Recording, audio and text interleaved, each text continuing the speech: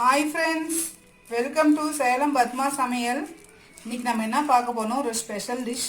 பார்த்திங்கன்னா இப்போ புரட்டாசி மாதம் வந்துருச்சு. பார்த்திங்கன்னா நம்ம நிறைய பேர் பெருமாளுக்கு நிறைய நைவேத்தியம் பண்ணுவோம். நம்ம இந்த திருப்பதி லட்டு நம்ம வீட்லேயே செய்யலாம். வாங்க போய் பார்க்கலாம். அதுக்கு முன்னாடி நம்ம சேனல் இப்போ தான் புதுசாக பார்க்குறீங்கன்னா சப்ஸ்கிரைப் பண்ணிக்கோங்க. பக்கத்தில் இருக்கிற பெல் பட்டனையும் கிளிக் பண்ணிக்கோங்க. இப்போ பாருங்க, நான் ஒரு பேன் வச்சுருக்கேன். அதில் சர்க்கரையை ஃபஸ்ட்டு பாவு காய்ச்சிக்கலாம். இது பார்த்திங்கன்னா ஒரு கப்பு, இது 1/4 கிலோ அளவு இருக்கும். அதே கப்பில் ஒரு கப் அளவுக்கு தண்ணி ஊற்றிக்கலாம்.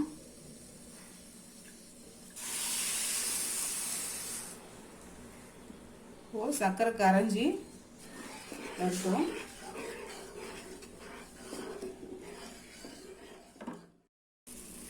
இதுக்கு பதம் பார்த்திங்கன்னா ஒரு கம்பி பதம் வரணும்.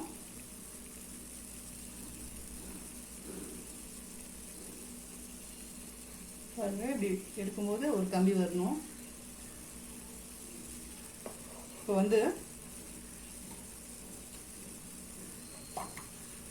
நான் கொஞ்சமாக ஏலக்காய் பொடி போடுறேன்.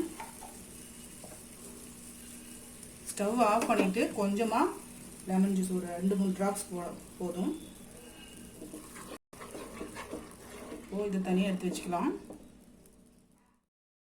இப்போ அந்த பூந்திக்கு தேவையான பொருள் பார்த்தீங்கன்னா, இந்த மாதிரி 1/4 கிலோ அளவுக்கு கடலை மாவு, 4 டேபிள் ஸ்பூன் அரிசி மாவு, 4 டேபிள் ஸ்பூன் சர்க்கரை, 1/2 கப்பு பால் காய்ச்சி ஆற வச்சுருக்கேன். பாருங்கள், ஒரு மிக்சிங் பவுல் எடுத்திருக்கேன். அதில் ஃபஸ்ட்டு இந்த அரிசி மாவும் சர்க்கரையும் போட்டுக்கலாம். போட்டுட்டு இந்த பாலை ஊற்றி சர்க்கரையை நல்லா கரைச்சி எடுத்துக்கலாம்.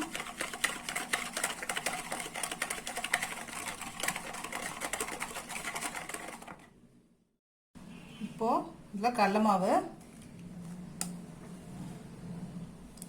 போட்டு மிக்ஸ் பண்ணிக்கலாம்.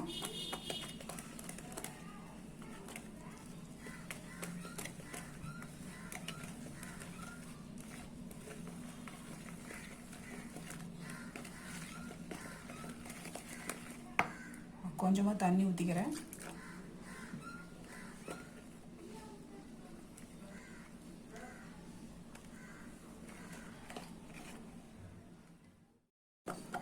மாவு கலந்தாச்சு. பாருங்கள், ஊற்றினா இந்த மாதிரி ஊற்றுற அளவுக்கு இருக்கணும். நம்ம பூந்தி பொரிச்சிக்கலாம். இப்போ பாருங்கள், நான் கடாயில் கொஞ்சம் ஆயில் ஊற்றி வச்சுருக்கேன். இப்போ அதில் நான்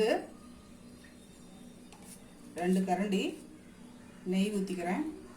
நான் திருப்பதி லட்டு எப்பயுமே நெய்யில் தான் ஃபுல்லாக பொரிப்பாங்க. நமக்கு முடியாத டைமில் இந்த மாதிரி பாதி எண்ணெயும் பாதி நெய்யும் போட்டுக்கலாம்.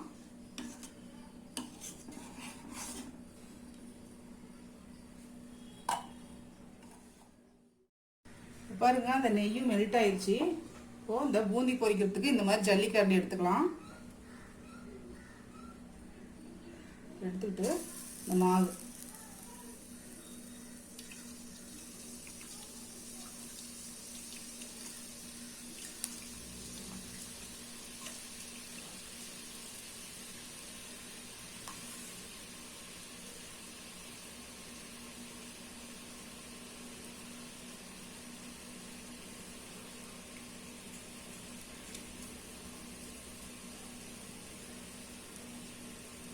மாதிரி பின்னாடி தொடச்சி எடுத்துட்டோம்னா அடுத்த டைம் விடுறது நமக்கு கரெக்டாக இருக்கும்.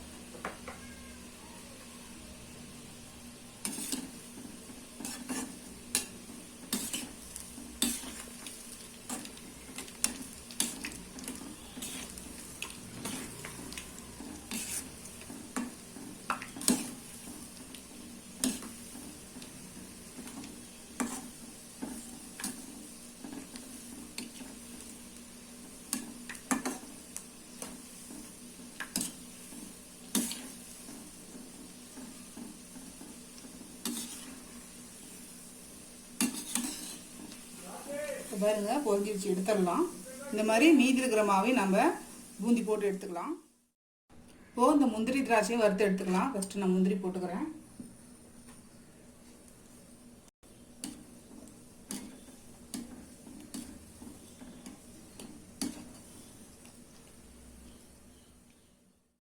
முந்திரிச்சு செவந்துருச்சு, எடுத்துடலாம்.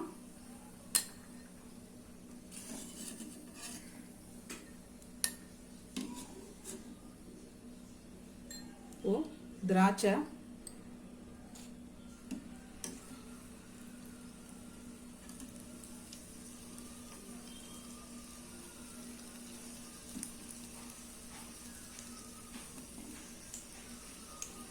திராட்சையும் பிடிச்சி எடுத்துடலாம். பாருங்க, நான் வந்து ஒரு 3 டீஸ்பூன் அளவுக்கு சர்க்கரையும், பாருங்க கொஞ்சமாக வந்து பச்சை கற்பூரம், ஒரு 5-6 ஏலக்காய், இதை வந்து ஃபஸ்ட்டு இந்த மிக்சியில் போட்டு அரைச்சிட்டு வந்துடுறேன். பாருங்க, அரைச்ச சர்க்கரையை நம்ம தனியாக ஒரு பவுலில் கொட்டி எடுத்து வச்சுக்கலாம். பாருங்க, நம்ம பொரிச்ச பூந்தியிலேயே ஒரு சில இடத்துல கொஞ்சம் மொத்தமாக விழும் பார்த்தீங்களா, அதை நம்ம எடுத்து மிக்சியில் போட்டு அப்படியே ஒரு ஓட்டி எடுத்துக்கலாம். ஒரு பாதி மட்டும் அந்த மாதிரி எடுத்து ஒரு சுற்றி எடுத்துட்டு வந்துடுறேன். இப்போது இதில் வந்து இந்த பாகு எடுத்து வச்சுருக்கோம் பாருங்கள், அதில் இந்த பொரிச்ச பூந்தி போடலாம்.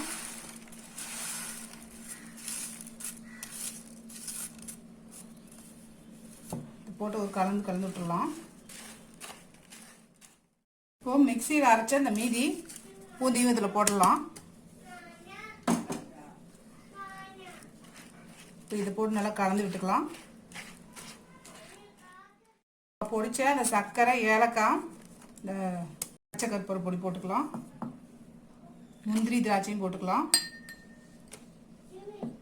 இப்போ இதை போட்டு நல்லா கலந்து விட்டுக்கலாம்.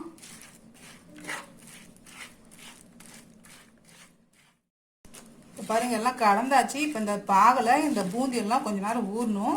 அதனால் ஒரு 20 நிமிஷம் அப்படியே வச்சிடலாம். அப்புறமா நம்ம லட்டு பிடிச்சிக்கலாம். இப்போ பாருங்கள், இந்த பாகெல்லாம் வந்து இந்த பூந்தி இழுத்துருச்சு. இப்போ வந்து நம்ம லட்டு பிடிச்சிக்கலாம்.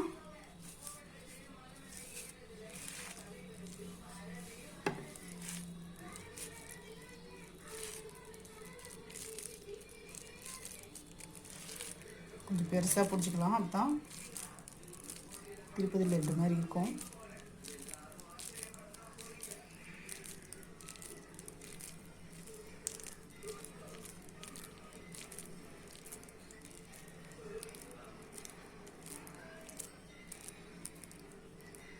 அவ்வளோதாங்க, நம்ம திருப்பதி லட்டு ரெடிங்க. இப்போ பாருங்கள், நம்ம செஞ்ச திருப்பதி லட்டு ரெடி ஆயிடுச்சுங்க. நம்ம வந்து பார்த்திங்கன்னா அந்த டேஸ்ட்லேயே கொண்டு வந்துட்டோம். நீங்களும் ட்ரை பண்ணி பாருங்கள். இந்த வீடியோ உங்களுக்கு பிடிச்சிருந்தாக்கா லைக் பண்ணுங்கள், ஷேர் பண்ணுங்கள், கமெண்ட் பண்ணுங்கள்.